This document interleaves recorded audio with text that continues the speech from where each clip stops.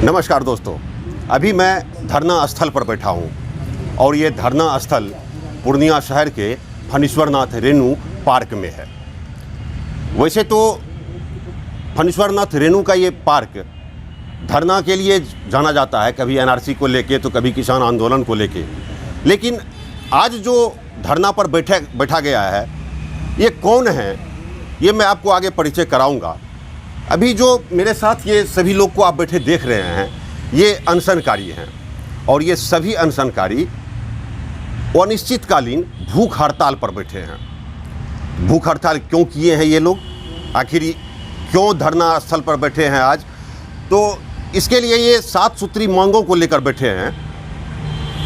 वो 7 सूत्री मांग इन लोगों का कहना है कि मिथिला के विकास के लिए, सीमांचल के विकास के लिए और ख़ास करके पूर्णिया के विकास के लिए ये 7 सूत्री मांगें बहुत ही अहम है। तो कितना अहम है वो भी मैं इनसे जानूंगा, लेकिन कहने के लिए है कि ये 7 सूत्री मांगे हैं, लेकिन इन लोगों ने जो मांग पत्र में लिखा है वो 7 सूत्री मांगे नहीं बल्कि 8 सूत्री मांगे हैं। 7 सूत्री मांगे तो ये लोग खुद बता देंगे कि 7 सूत्री मांगे कौन है, लेकिन 8वां सूत्री मांग मैं आपको बताता हूँ कि इसमें लिखा गया है कि माननीय उप मुख्यमंत्री तारकिशोर प्रसाद जी के लिखित आश्वासन और उनकी उपस्थिति के उपरांत ये अनिश्चितकालीन भूख हड़ताल समाप्त किया जाएगा। ये 8वीं मांग है इनकी। तो पहले आप 7 मांग को सुन लीजिए, फिर 8वीं मांग तो पूरी होती रहेगी। आइए, सबसे पहले मैं आपसे आपका परिचय जानूंगा कि आप कौन हैं।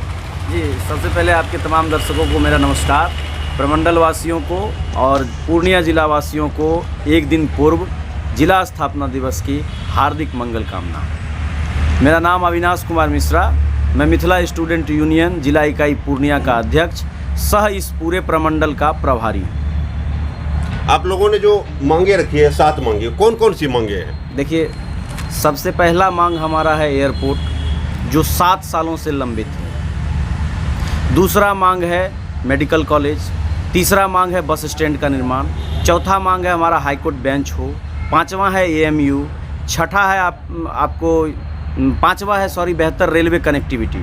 छठा है एएमयू और 7वां है अररिया को के रानीगंज को चिड़ियाघर, जिसकी सरकार द्वारा 2 बार घोषणा कर दी जा चुकी है। सैकड़ों एकड़ ज़मीन खाली है जो वृक्ष वाटिका के नाम से मशहूर है। उसको अभी हाल में तारकिशोर प्रसाद जी घोषणा किए हैं कि राज्य का दूसरा सबसे बड़ा चिड़ियाघर बनाएंगे, जो अभी तक उस पर कोई अमली जामा नहीं पहनाया गया है। आज आप देख लें, 7 सालों से लगातार एयरपोर्ट हो। अभी आप अभी जो शीतकालीन सत्र चल रहा था, इसमें आपने देखा होगा कि मंगल पांडे जी जवाब दे रहे हैं, महोदय पूर्णिया का medical college 100 MBBS doctor seat के साथ इसी 21-22 में शुरू हो रहा है। मैंने सुना था, मैंने देखा था कि लोकतंत्र में जो सदन होता है वो बड़ा गरिमापूर्ण जगह होता है। वहाँ भी लोग झूठ बोल ले रहे हैं, वहाँ भी झूठ बोल करके घोषणा कर दी जाती है, पीठ थपथपा ली जाती है अपनी और अपने सरकार की। और आज ऐसे ऐसे बच्चे हमारे संपर्क में आए जिनको जो नीट निकाले थे और MBBS में उनको सीट चाहिए था।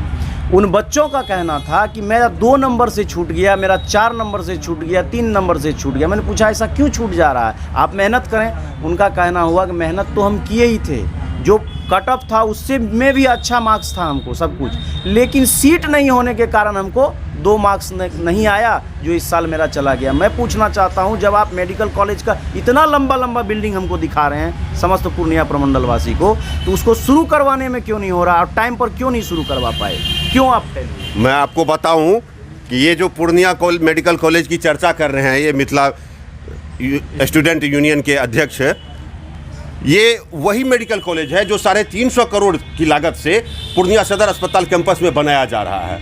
और जो अखबारों में खबरें छपती है और फिर जो इलेक्ट्रॉनिक मीडिया के माध्यम से जानकारी मिलती है, उसके अनुसार उस सदर अस्पताल में, उस मेडिकल कॉलेज में एक ICU वार्ड नहीं है। बिल्कुल।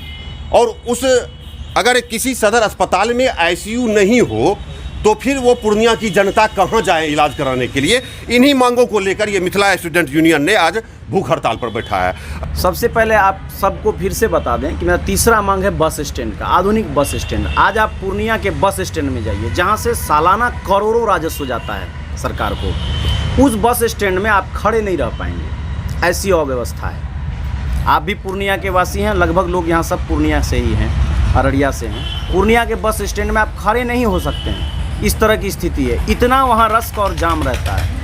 अभी 2015 में मैंने खबर देखा था कि पूर्णिया बस स्टैंड बनाने के लिए 10 करोड़ रुपया आया नगर आवास विभाग से, और वो राशि 1 साल बाद लौट जाता है। यहाँ ज़मीन नहीं मिल पाता है। बड़े बिल्डिंग बनने के लिए ज़मीन मिलते हैं, लाइन बाज़ार में जनता का खून चूसने के लिए हर रोज़ ताजमहल बन जाता है, लेकिन एक विकास के काम के लिए यहाँ ज़मीन नहीं मिलता है। वही ज़मीन नहीं मिलना एक बहाना एयरपोर्ट के लिए भी बताया जा रहा है। तो इसलिए हम लोग कह रहे हैं कि बस स्टैंड भी 200-250 साल बाद हम बस स्टैंड मांग रहे हैं। मर जाना चाहिए हमारे जितने भी ये हुक्मरान के लोग हैं, उनको मर जाना चाहिए कि हम बेसिक सुविधा मांग रहे हैं। पूर्णिया बस स्टैंड के लिए तो कहा जाता है, बहुत दिनों से ऐसी खबरें निकल के आती है कि पूर्णिया बस स्टैंड मरंगा जा रहा है। फिर चर्चा हुई कि वो बेलौरी जा रहा है। तो क्या ये प्रोसेस पूरा नहीं हुआ है क्या? आपको क्या जानकारी है? देखिए, इसके विषय में जानकारी यही है, अभी हाल में आदरणीय विधायक जी सदर पूर्णिया एक चिट्ठी लिखे। उस चिट्ठी को अगर आप सोशल मीडिया पर देखे होंगे तो उसमें लिखा था कि नगर आवास विभाग ने पूर्णिया में आधुनिक बस स्टैंड बनाने की स्वीकृति दे दी है। डीएम को निर्देशित किया गया है कि वो जगह चिन्हित करके, ज़मीन चिन्हित करके दें। ये कहानी 15 से सुन रहे हैं। हर साल ये नगर विकास विभाग मंजूरी दे देते हैं। अब पूर्णिया में जो डीएम साहब आते हैं उनको जगह नहीं मिलता है जो बस स्टैंड बनेगा। अच्छा, एक मांग और है आपकी ट्रेन को लेकर। जी, कोविड से पहले जो भी ट्रेनें चल रही थी यहाँ ठीक ठाक थी, उसमें सुधार की आवश्यकता थी, डब्बे बढ़ाने की ज़रूरत थी, लेकिन उनको बंद कर दिया गया है। एक जोड़ी ट्रेन मात्र आपको सहरसा पूर्णिया रूट पर है, एक जोड़ी ट्रेन उधर जोगबनी कटिहार रूट पर है। और एक मांग इसमें मेरा ये भी है कि लालू जी, जब आदरणीय लालू जी रेल मंत्री थे तो उस समय 2 घोषणाएं हुई थी, जलालगढ़ किशनगंज आमान परिवर्तन, कुर्सेला बिहारीगंज आमान परिवर्तन। ये सब चीज़ कहाँ चला गया, कहाँ है? क्यों हम लोगों को उदासीनता के नज़रों से देखा जा रहा है? हमारे साथ सौतेला व्यवहार क्यों? एक बिहार में 2 बिहार क्यों? यही सवाल है। एक बिहार ये है जो दक्षिण के तरफ का बिहार है, मगध का बिहार है, उसका डेवलपमेंट आप देख लीजिए, और एक उत्तर मिथिला का है, इसका डेवलपमेंट आप देख के बताइए क्यों हमारे साथ सौतेला व्यवहार हो रहा है। उसके बाद हमारा है हाईकोर्ट बेंच का। आज से नहीं, लगभग जब से चीफ मिनिस्टर नीतीश कुमार जी बने, हर चुनाव में झूठ बोल के जाते हैं इस नाम पर। कहीं ना कहीं से किसी न किसी विधानसभा में चुनाव प्रचार के नाम पर वो झूठ बोल करके जाते हैं कि हाईकोर्ट बेंच की स्थापना पूर्णिया में करेंगे। पटना से हाईकोर्ट पूर्णिया बहुत दूर है, इसलिए जो कानूनी मामले हैं इसमें लोगों को दिक्कत होती है। ये एकदम ज़रूरी चीज़ है, इसको भी झुलाया जा रहा है। और हमारे स्थानीय जनप्रतिनिधि जो है, जब आज 2 साल से मिथिला स्टूडेंट यूनियन पूर्णिया में एक्टिव हुआ है, जब जनता से जुड़े चीज़ों को हम सामने ला रहे हैं, क्षेत्र और छात्र से जुड़े चीज़ों को हम सामने ला रहे हैं, तो हमारे जनप्रतिनिधि अब कव्वाली गाना शुरू किए हैं संसद में, बिहार सदन में। लेकिन कव्वाली गाने भर से कुछ नहीं होगा। एक प्रोपेगेंडा अभी 4-5 दिन पहले चला है, हमारे सांसद महोदय इतने असहाय हो जाते हैं लोकसभा के अंदर कि उनको प्रणाम करते हैं, हमको ट्रेन दे दीजिए। सांसद महोदय को ये भी बता देना चाहिए था कि ये वही पूर्णिया की धरती है। जब नीतीश कुमार जी को पूरे बिहार में नकार दिया गया तो पूर्णिया के लोगों ने सर आंखों पर बिठा के संतोष कुशवाहा जी को भेजा और नीतीश कुमार जी का मान बढ़ाया, और उस पूर्णिया की आज ये दुर्दशा है। आपका क्या नाम हुआ? हमर नाम दिलखुश झा छै। हम अररिया के वासी छी। वह अररिया जतऽ फणेश्वर नाथ रेणु महान साहित्यकार के जन्म भेलै। लेकिन आइ हम अहाँ के चैनल के माध्यम संगठन में कोन पद पर भेलौं? अभी संगठन में हम अररिया प्रभारी के दायित्व हमरा भेटे वाला है, भेटल नहीं है, लेकिन हम मिथिला स्टूडेंट यूनियन के एक सदस्य छी। हम अहाँ के चैनल के माध्यम से पूछे छी, न्यूज 19 जिनका सामना हमेशा सच से होता है, आज हम अहाँ के चैनल के माध्यम से पूछे छी, मिथिला में किया जे सुशासन के सरकार छे या तरह तरह के राजनीतिक दल के नेता छे वो मिथिला के बांटे के कोशिश किया करे छे? किया मिथिला के ई भाग के सीमांचल में बैठ दिलकै? किया मिथिला में सिर्फ मधुबनी दरभंगा रहते कि? हम पूछल चाहे छियै अररिया, पूर्णिया, कटिहार, किशनगंज, सुपौल ई कोसी और सीमांचल के क्षेत्र में जे बिहार के सुशासन के सरकार छे एना व्यवहार किया करैया? हम अहाँ के चैनल के माध्यम से सवाल करे छी और आइ हमर काम छे सवाल पूछना। वह लैके हम सब आए पूर्णिया के जे रेणु जी के स्मारक छे, महान साहित्यकार अहाँ सब जाने हेबै, देश में विदेश में हुनका पूजल जाए छे। कुछ दिन पहले विदेश से जो लोग सब रहे हुनकर घर पर आयल रहे। हम अहाँ के चैनल के माध्यम से सुशासन के सरकार से सवाल दागे छी, किया अररिया के चिड़ियाघर आज तक सिर्फ वादा कह के सिर्फ वोट के राजनीति करैया बिहार के सुशासन के नीतीश कुमार जी? दोसर सवाल हमर ये, क्या पूर्णिया में एयरपोर्ट चालू के नाम पर हर साल हर बेर एत राजनीति है? चाहे लोकसभा हुए विधानसभा या नेता आवे वोट लेके एत से चल जाइए और बिसर जाइए कि अररिया और पूर्णियो छे जते सीमांचल क्षेत्र में बैठ दिलिए है, उस सीमांचल क्षेत्र में नहीं तो एयरपोर्ट छे नहीं तो बस अड्डा छे। 252वें स्थापना दिवस की हार्दिक शुभकामनाएं, हार्दिक बधाई देना चाहता हूँ। साथ ही ये बात बड़े दुख के साथ ये कहना चाह रहा हूँ कि 252 साल होने के बाद भी पूर्णिया प्रमंडल को उसका अधिकार नहीं मिल पाया, उसका हक नहीं मिल पाया। पूर्णिया के लोग जो हैं उनके साथ सौतेला व्यवहार हुआ, उनको गली नालों के कुत्तों की तरह रखा गया। हम लोग we are not street dogs, हम गली से निकले हुए लोग हैं, हम कुत्ते नहीं हैं कि हमको आप कुछ भी कर सकते हैं। अगर हम किसी चीज़ की मांग कर रहे हैं, अगर हम बेहतर स्वास्थ्य की मांग कर रहे हैं तो हमें ये महसूस हुआ है कि हम जाते हैं तो हमें दवाई नहीं मिल पाती है। डॉक्टर कहते हैं बाहर से ले लो ना जी, 100 रुपया का तो आएगा। तो भाई 100 रुपया कहाँ से लाएँ? जो गरीब मजदूर लोग हैं वो लोग कहाँ से लाएंगे 100 रुपया? आपके पास ICU की व्यवस्था नहीं, कितने शर्म की बात है कि ICU की व्यवस्था नहीं। आप बस स्टैंड पर जाएंगे तो वहाँ महकता है, नालियाँ बहती है। तो ऐसा बस स्टैंड तो हमें नहीं चाहिए ना। हम लोग 5 करोड़ 10 करोड़ का टैक्स देते हैं, तो हमें ये चीज़ उम्मीद नहीं है यहाँ के प्रतिनिधियों से। हमने पेपरबाजी की, हमने एप्लीकेशन दिया। राहत इंदौरी साहब का शेर है ना कि आज जी मिन्नत खुशामत इल्तिजा, और मैं क्या क्या करूँ, मर जाऊँ क्या?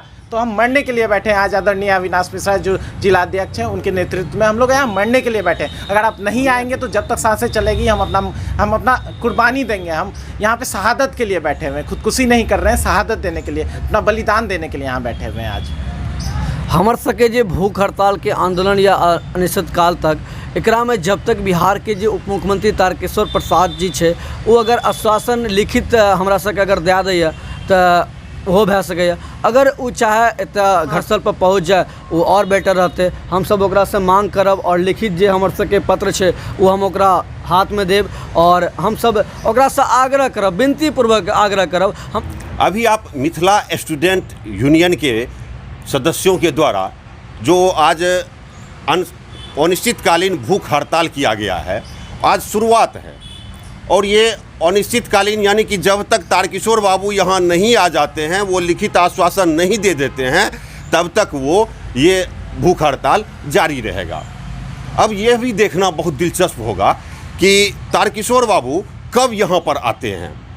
पूर्णिया के जो सुशासन के आधुनिक राजनीतिकार हैं उनकी कानों तक ये कब तक आवाज़ जाती है, वो कब यहाँ उपस्थित होते हैं और उनकी मांगों को वो कहाँ तक ले जाते हैं, कब पूरा करते हैं, यह भी देखना दिलचस्प होगा। बहुत बहुत धन्यवाद।